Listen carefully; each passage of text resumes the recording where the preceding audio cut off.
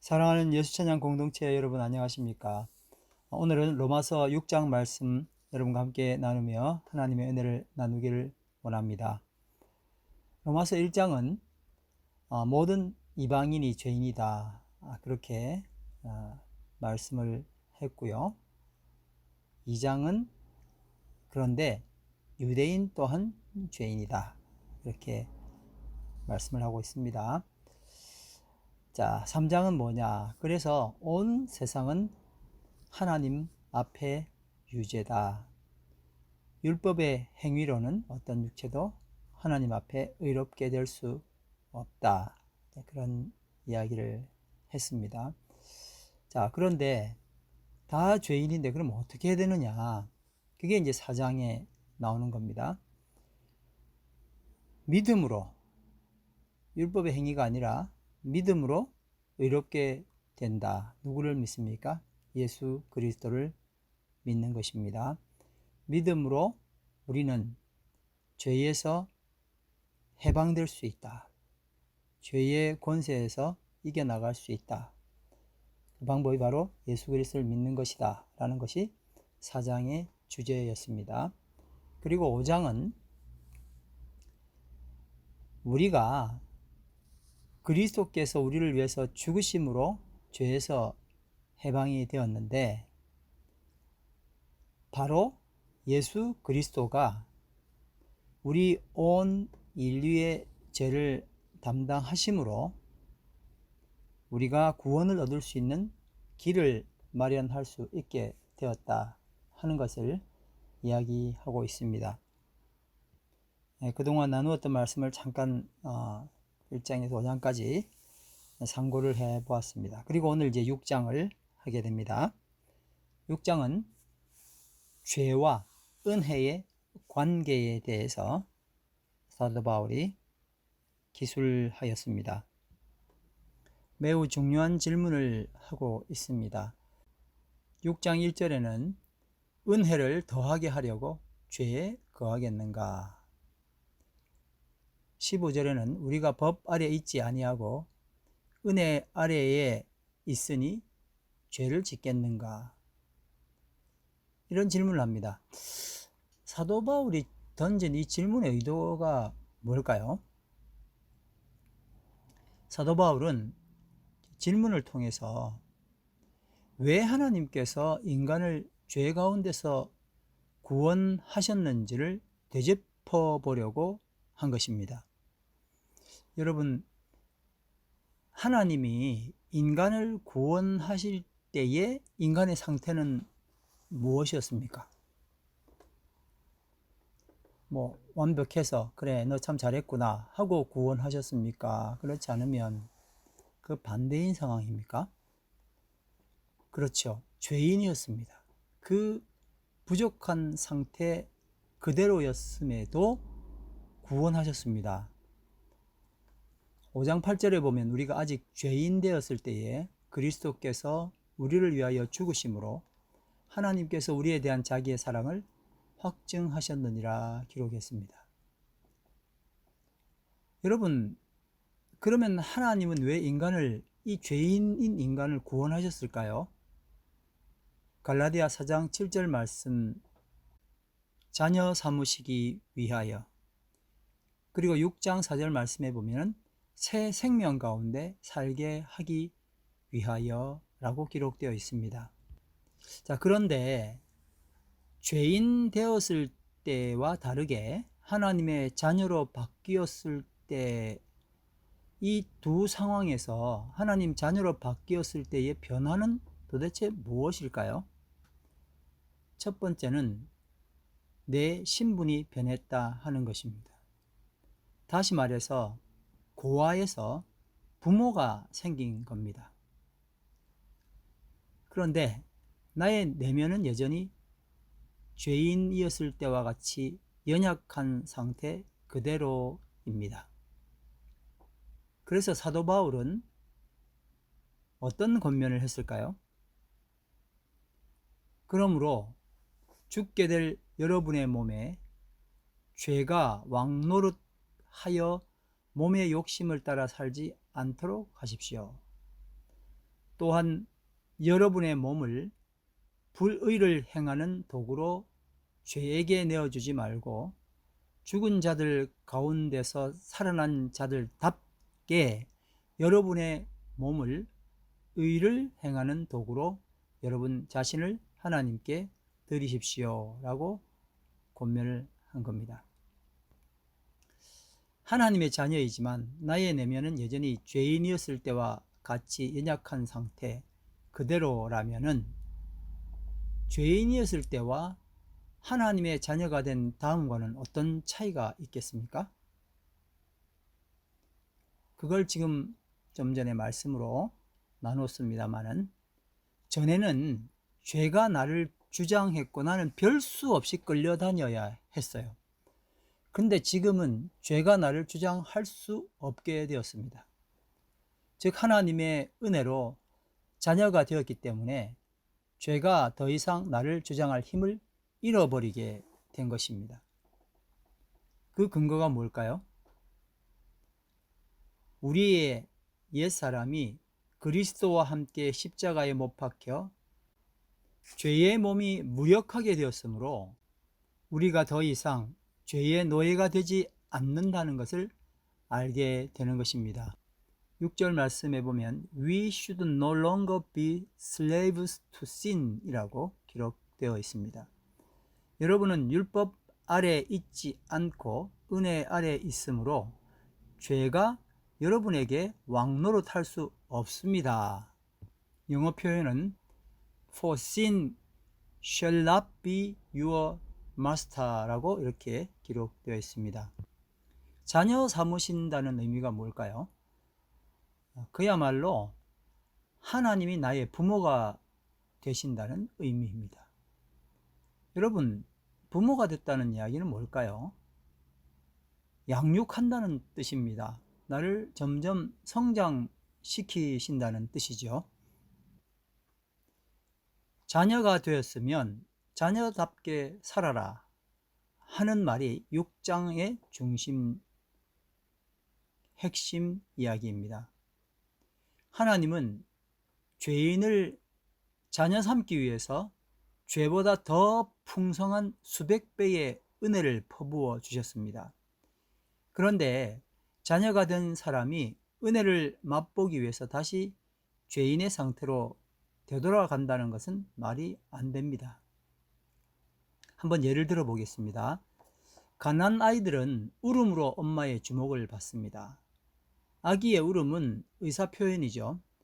부모는 아기가 울면 저 울음이 밥을 달라는 소리인지 안아달라는 소리인지 다 알지 않습니까? 아기는 아무튼 그 모든 힘, 배에다가 정말 힘을 다 주어서 웁니다.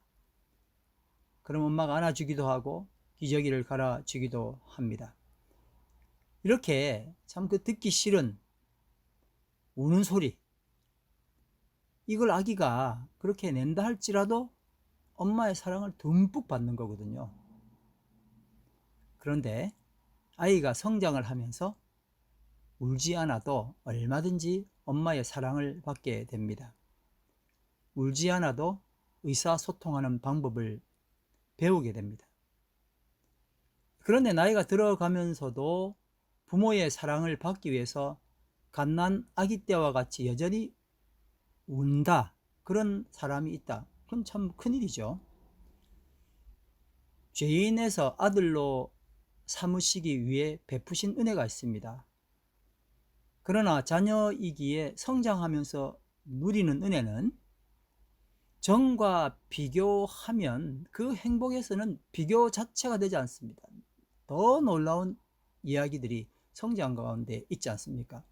하나님은 전과 비교할 수 없는 더 크고 멋진 행복을 나누기 위해서 우리를 자녀로 삼으신 겁니다. 하나님께서 우리와 화해하신 이유는 바로 하나님과 연합하려고 했기 때문입니다. 우리가 이제 세례를 받고 그리스도 예수와 하나가 된 우리는 이미 예수님과 함께 죽었다는 것을 모르느냐라고 3절에 말하고 있습니다. 우리는 세례를 받고 죽어서 그분과 함께 묻혔다고 말합니다. 4절이죠. 우리는 그리스도와 같이 죽어서 그분과 하나가 되었으니 그리스도와 같이 다시 살아나서 또한 그분과 하나가 될 것입니다. 5절에서 말합니다. 예전에 우리는 그분과 함께 십자가에 못 박혀 죄에 물든 육체는 죽어버리고 6절이죠. 우리가 그리스도와 함께 죽었으니 또한 그리스도께서 함께 살리리라고 믿습니다. 8절입니다. 그리고 이와 같이 여러분도 그리스도 예수와 함께 죽어서 죄의 권세를 벗어나 그와 함께 하나님을 위하여 살아야 한다고 생각하십시오. 11절 말씀입니다. 여러분, 이 말씀들을 다 보니까 뭘 하자는 이야기입니까? 부담 주는 이야기 아니고 죽었대요. 예수와 함께 죽어가 아니고 죽었대요. 우리가 세례를 받으면서 그분과 함께 묻혔대요. 하나가 되어서 다시 살아났답니다. 이게 전부 다 뭐를 이야기하느냐면은 주님과 내가 하나라는 거예요.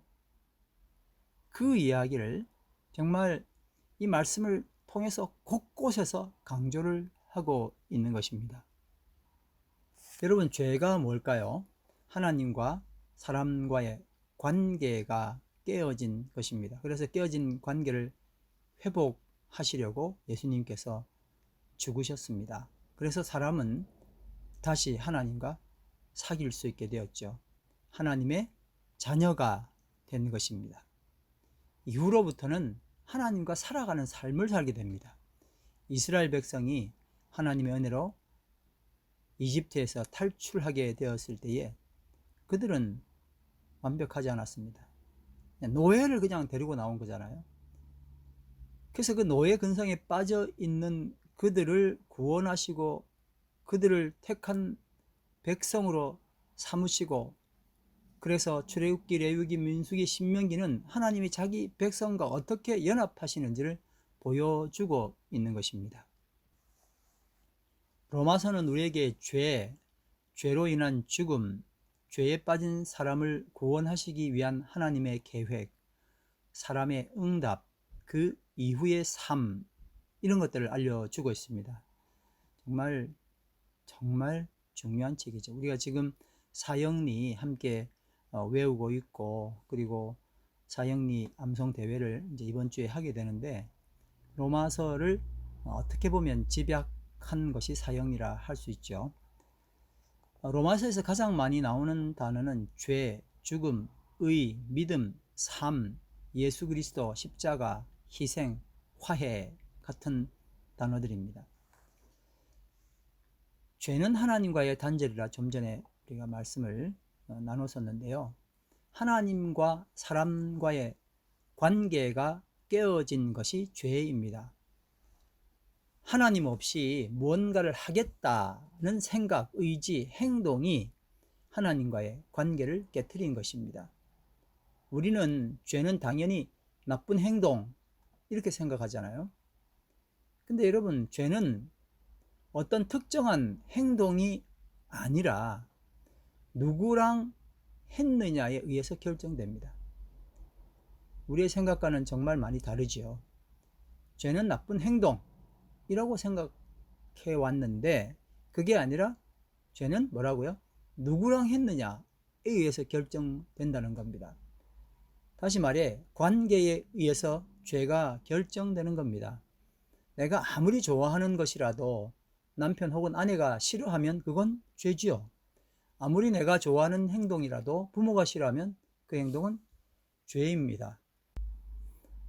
나쁜 행동은 말할 것도 없거니와 비록 좋은 행동이라고 하더라도 관계가 회복되지 않고 하는 행동이나 관계를 무시하고 하는 행동은 죄이지요.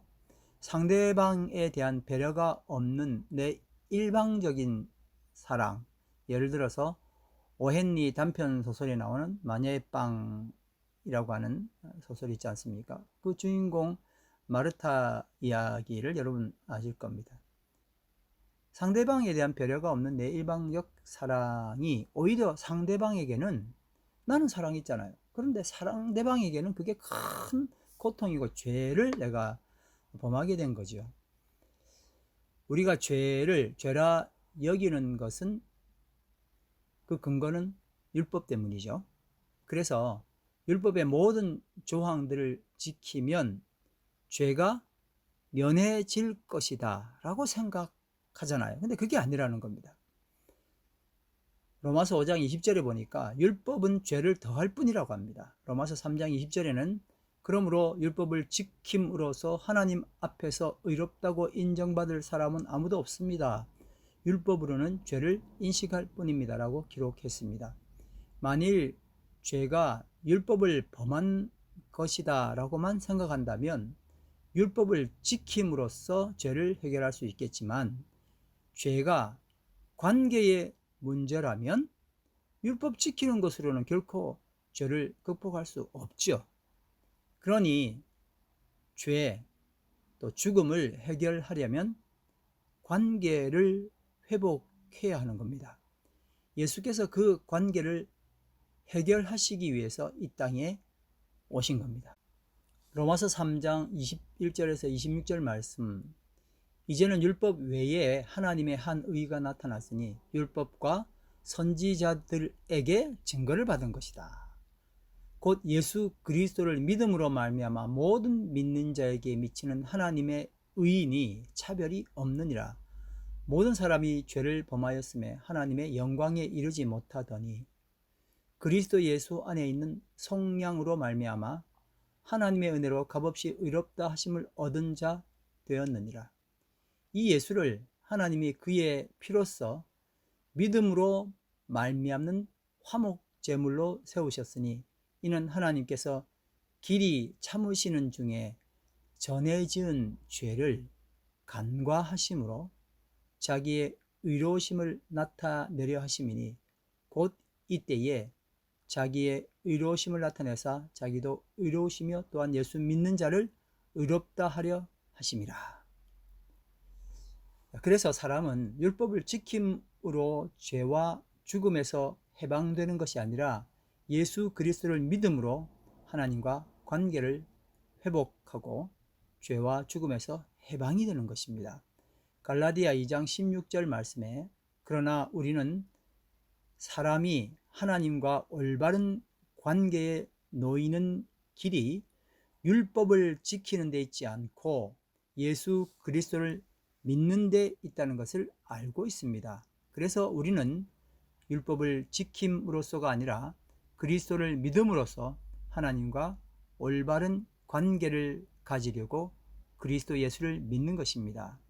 율법을 지키는 것으로는 누구를 막론하고 하나님과 올바른 관계를 가질 수 없기 때문이다 라고 잘라 말했습니다. 그러면 율법은 무엇 때문에 주셨을까요? 그것은 율법이 필요 없는데 왜 주셨냐 이거죠. 갈라디아 3장 19절 말씀에 이렇게 기록되어 있습니다. 그것은 약속하신 자손이 오실 때까지 죄를 밝히시려고 덧붙여 주신 것입니다. 참 명쾌하죠. 하나님의 아들이 피를 흘려서 죽으신 희생의 대가로 사람은 하나님과 관계를 회복하게 되었습니다.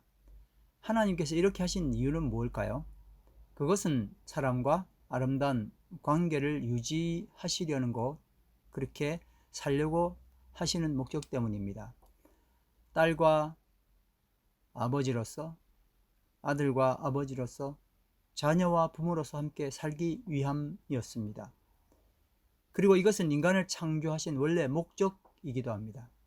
그런데 문제가 있습니다. 내가 완벽해서 하나님의 아들이나 딸이 된 것이 아니라 하는 것입니다. 즉 관계가 회복된 것은 내가 율법을 완벽하게 행할 능력이 있어서가 아니라는 것입니다. 내 능력과는 관계없이 다만 하나님의 은혜로 하나님의 자녀가 된 것입니다. 이 말은 내 모습은 전과 똑같지만 내 신분이 바뀌었다라는 말이고 내 주인이 바뀌었다는 말입니다. 이것이 굉장히 중요한 거죠.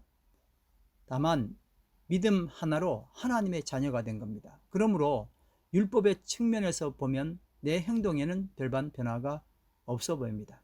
그래서 자꾸 자신의 행동을 보고 실망을 하죠. 하나님의 자녀가 되었으니까 율법을 잘 행하자. 이 말은 일견 설득력 있게 들립니다. 그러나 이것은 우리를 예수 믿음이 아닌 율법 행함으로 몰아가는 겁니다. 내 꼴은 믿음으로 바뀌는 것이지 율법으로 바뀌는 것이 아니기 때문입니다. 로마서 2장 17절에는 복음에는 하나님의 의가 나타나서 믿음으로 믿음에 이르게 하나니 기록된 바 오직 의인은 믿음으로 말미암아 살리라 함과 같다고 기록했습니다. 갈라디아 3장 1절에서 3절에는 어리석도다 갈라디아 사람들아 예수 그리스도께서 십자가에 못 박히신 것이 너희 눈앞에 밝히 보이거늘 누가 너희를 꾀더냐. 내가 너희에게 다만 이것을 알려 하노니 너희가 성령을 받은 것이 율법의 행위로냐 혹은 듣고 믿음으로냐. 너희가 이같이 어리석으냐. 성령으로 시작하였다가 이제는 육체로 마치겠느냐 말씀하셨습니다. 어린아이는 부모의 보살핌과 교육으로 성장합니다. 말썽을 피우기도 하죠. 부모가 바라는 바에 미치지 못하기도 합니다. 그렇다고 자녀가 종으로 강등되는 일은 결코 일어나지 않습니다. 하나님의 자녀가 되는 권세를 받은 우리는 믿음의 법, 은혜의 법, 생명의 성령의 법 아래서 삽니다. 그래서 하나님이 하나님의 자녀가 된 우리에게 되려고 하는 사람이 아니라 됐으니 하라고 하는 축복의 사람으로 말씀해 주셨습니다. 됐으니 한다는 말은 바로 믿음에서 믿음에 이르게 한다는 뜻이며 의인은 믿음으로 말미암아 산다는 뜻입니다. 함께 기도드리겠습니다. 제가 죄인 되었을 때에 우리가 죄인 되었을 때에 아버지께서 먼저 저를 사랑해 주셔서 하나님의 자녀 삼아 주신 것을 감사합니다.